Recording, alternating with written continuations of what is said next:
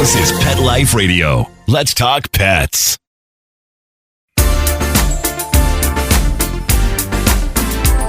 Rappaport to the rescue with award-winning animal advocate, best-selling author, journalist, and pet products creator, Jill Rappaport.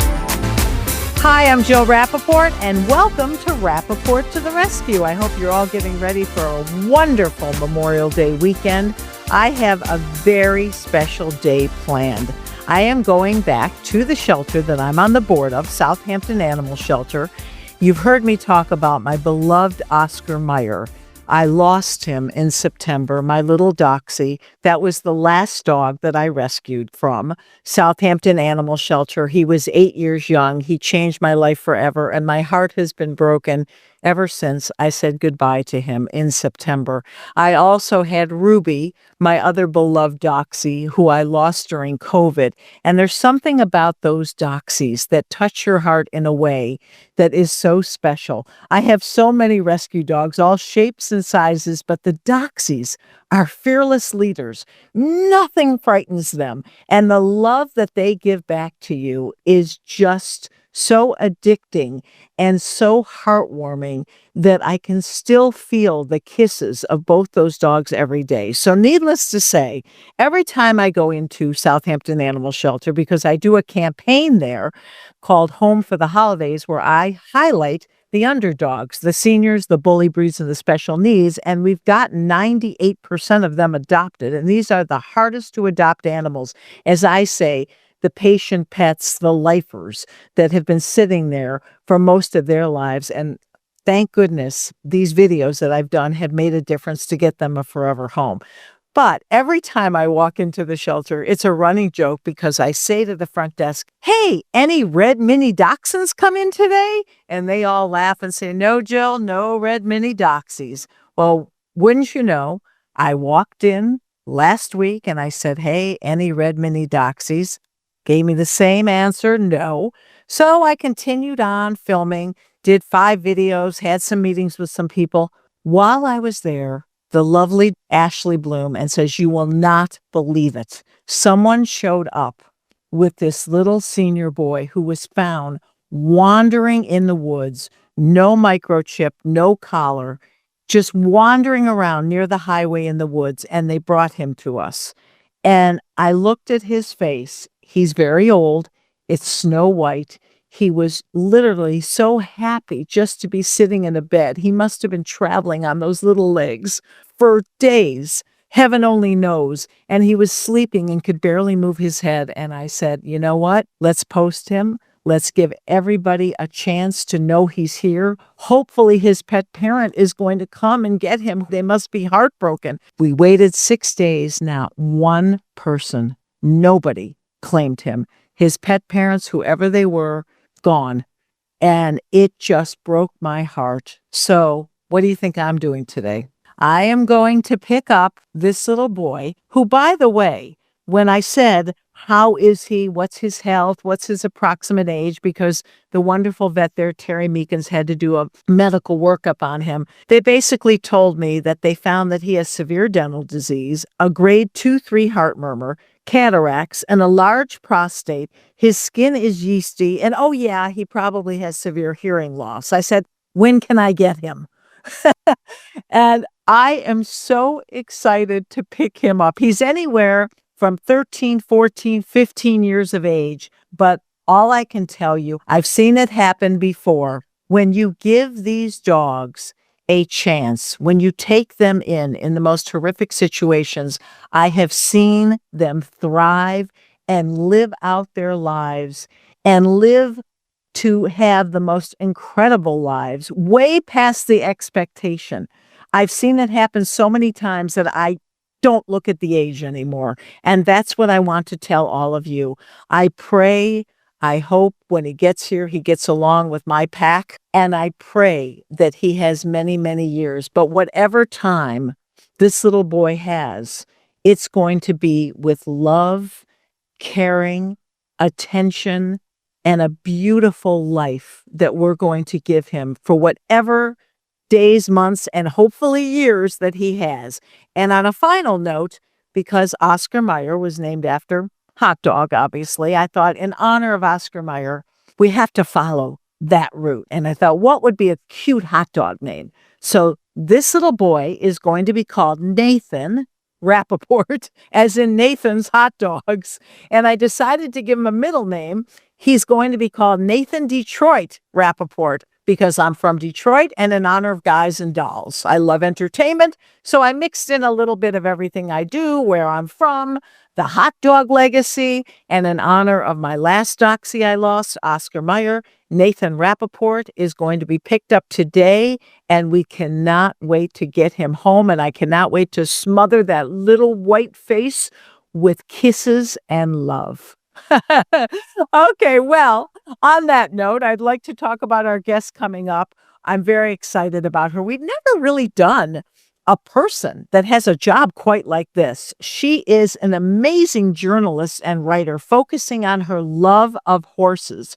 Her name is L.A. Berry, and she's part of this incredible campaign called Seen Through Horses, which kicked off in May, and I've been part of it, and I've been supporting it since its inception. It's amazing what this organization, what this campaign does to bring awareness to horses and people who love them and how they change our lives. So when we come back, L.A. Berry, and I'll probably talk a little bit more about Nathan Detroit Rappaport. Stay tuned. Begging to hear more of your favorite show? Full episodes of all our shows are available on demand. Go to PetLifeRadio.com to fetch our entire lineup of Possum Pet podcasts. Also, dig us up in iHeartRadio and iTunes. Let's talk pets. Live and on demand only from Pet Life Radio. Let's talk pets.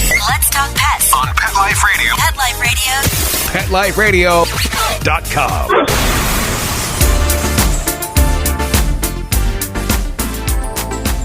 Welcome back to Rappaport to the Rescue. I'm Jill Rappaport. Very excited for my guest today, journalist and equestrian L.A. Berry. Now, L.A. is a fellow New Yorker and Horses for Mental Health ambassador. It's an amazing campaign that I've been part of, and she's here to chat about her lifelong passion and connection to horses and Seen Through Horses campaign. An amazing social media campaign by Horses for Mental Health that runs through the month of May during Mental Health Awareness Month. And it supports 95 nonprofits around the country, incorporating horses into their personal growth and mental health programs. I'm so thrilled to have you here, LA. I know this is so near and dear to your heart. Oh, I wish our audience can see this beautiful, energetic face that you have, a smile that is just magical. LA, I'm so happy to have you here. Jill, I am so happy to be here. You and I have actually been neighbors in the digital hemispheres for years. Exactly. We're both Hampton Classic horse show girls. So I'm very, very sure that our bridle paths intersect in a dozen different ways.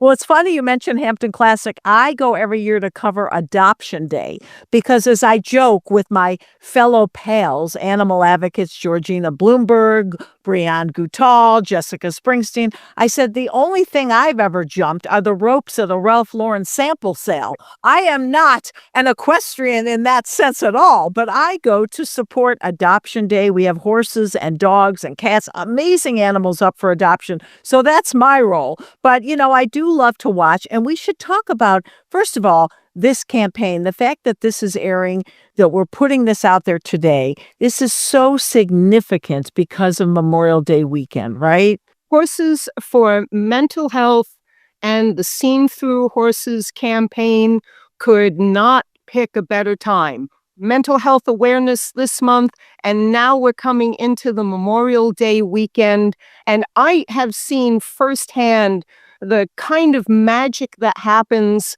in a restorative, emotional, and physical sense between veterans and horses. Those who have served us can find open, willing partners in four-legged friends. Exactly. And horses really do have a heart that is large enough that there are studies that suggest that the magnetic waves off of their big heart literally attuned to ours, that we become heart-to-heart synchronized. It's one of the beliefs of a good friend of mine, Linda Tellington Jones. So this veterans, this holiday weekend, go out and horse around. It literally does a world of good. All over my horses every day. And I'm always hugging and kissing them. And I'm going to give them extra hugs and kisses in honor of this campaign, the whole idea of it and what horses give back to us. And you're talking about the veterans, but I know firsthand, just for me, the support and the love and the connection. When you have a bond with your horse, and those who are fortunate enough to be surrounded by horses, we know that bond, don't we, LA? We know that bond because horse girls don't have fingernails. Between that and grooming with the shedding blade, getting out of the winter and into the spring, forget about it. That and gardening, you can know a horsewoman by her nails. Oh, exactly. And the muck boots too, right? Yes. But, with the Hampton Classic, too, I think we share a connection. One of the participants this year has been Lauren Reicher, and she was one of the Long Island Riders titleists back in, I think, 2015. I interviewed her for Horse Illustrated magazine. She's an incredible story. Her dad, Saul, was on the board for Gallup, New York City, and Lauren was born with cerebral palsy. Her legs were so tightly bound together, it's called the mermaid syndrome. And her legs did not open until her dad took her to a therapeutic riding camp. She got on this humongous Clydesdale, and she said it was like her body woke up and said, yes, I know what to do. And maybe she was about 5 years old. Miracle. Boom! Her legs for the first time said, yes, I want to be on this horse. And 20 years later, she was on the Brown University equestrian team, and she was champion at Hampton Classic. Unbelievable story. Unbelievable. And one that you would be surprised has happened over and over again for different people in different situations where horses have brought them back to life, literally. I want to talk about you, LA, and where this love began for you as a child, your first saddlebred. Tell us about that story. Oh, my goodness. Well, I thought about sending the picture because really my first horse was Fufoy, a plastic squeaky Palomino. And there's a photo of me at 18 months old on my mom's couch, and I've got this Palomino in my lap that's almost as big as I am. But from there, when I was 9 and in the 4-H Horse Club, one of the young women in it was aging out of 4-H, and she was getting married and moving to Germany. And she had a Palomino that I presume was at least part saddlebred, because the American saddlebred was really popular in television and movie production in the 50s and 60s. Roy Rogers' Trigger was a saddlebred. Right. My Palomino was named Trigger. And I have such a love of Palominos. The first horse I ever rode at 6 years old at Outland Riding Stables in Michigan was a Palomino named Pal. And I had my beloved Sundance, gorgeous golden Palomino. So I share that connection with you. Well, I'm a sucker for those yellow horses. Yes, me too. Trigger was my first one, and by being in 4-H, and I was the secretary, so I had to take notes at the meetings. Now, my dad had been a news writer for the Coast Guard, so he had the job of taking me to the 4-H club meetings in the evening, and he decided that to make the suggestion, since I'm taking these notes, since there's this educational information that's being shared, why not put it in a form that could be presented to the county newspaper? So we went and we talked to the editor, and he thought it was a great idea and recommended maybe I put some funny little quip or a factoid at the end. So by the time I was about 12, 13 years old, I had my own byline, and I've been doomed ever since. Unbelievable. First of all, I think Winnie's a big fan of yours. She's one of my dogs barking in the background. Please excuse the noise. The minute I start talking about Palomino, she chimed in, Winnie, Mommy's trying to do a podcast. I closed the door. I'm expecting my rescue Tom to want to push it open and come in. I'm expecting that scratch, scratch, scratch sound any moment now. Forgive me. I hope it's not distracting, but when you're on this show, you're going to hear animals because I'm surrounded by them and so are my guests. But that's an amazing story, how you got into the business, how this horse changed your life.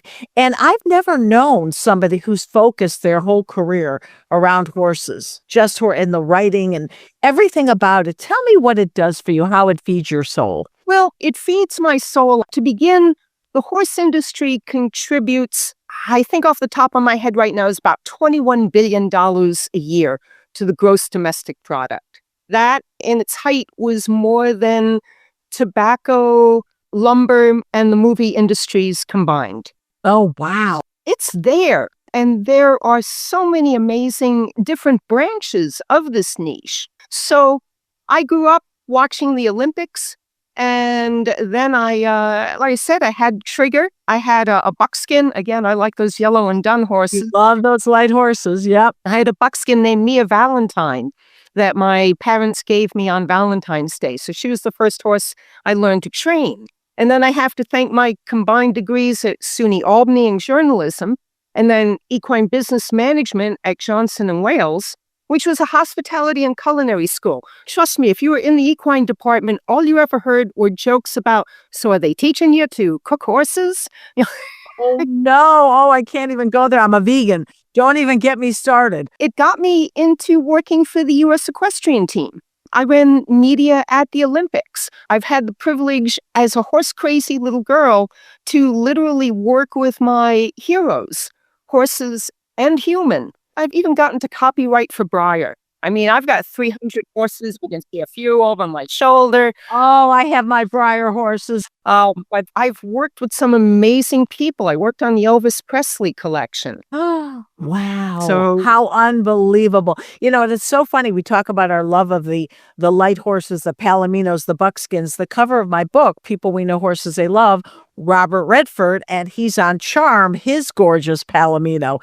There is something about the Palomino and the Roy Rogers, the whole feeling. Christy Brinkley and I talk about this all the time, too. That was her favorite horse, and she was obsessed with Roy Rogers and Dale Evans. Dale Evans had a buckskin, I believe, buttermilk, right? Yep. And so just they're magical, beautiful animals. I love all horses, but it's so funny how we share that connection and how you turned your passion into your life's work and your oxygen. Well, it's magical because as a child of the 60s, I'm sure it resonates for both of us what the feminist movement, what the pursuit of equality has meant to our country. And Olympic equestrian sport is one of the very few, I used to know it off the top of my head when I worked for the team. I think it's archery and crew are the other two, where men and women compete equally. Not only men and women, but there is no age division. I can remember, I think it was the Beijing Olympics, there was a Japanese dressage rider who was in his 70s, and he's competing against young women who are in their 20s. The horse has always been such an amazing equalizer. And that, I think, has been one of its most compelling aspects that made it a great place to have a niche to write in, is because the horse sees everybody equally all the time. It's such a great environment. Well, for you, not only is it your career, but you're also a huge animal advocate, and you appreciate them for what they give back and how much they can help us as human beings with our life. They really are just a life force that changes us in so many ways.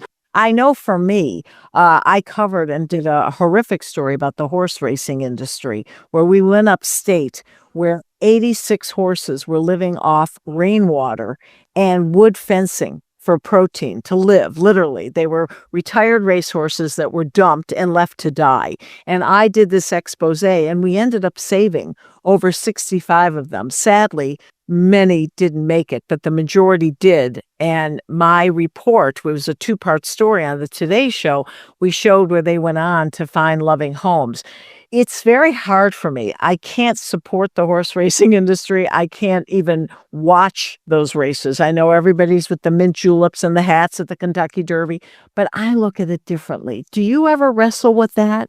Because some of the side of the business that's not animal welfare is very tough to deal with. Enormously so. When I stepped in the 1990s to the equestrian team's publicity offices, it was just as Sports Illustrated was breaking the blood money scandal about show jumping and dressage horses being murdered for their insurance money, and how they hired a guy they nicknamed the Sandman, who would go into the barns at night with a car battery and hook one end to the rectum and the other end to the ear, and it would make the horse look as if it had unfortunately had a heart attack. Oh, I can't even listen to this.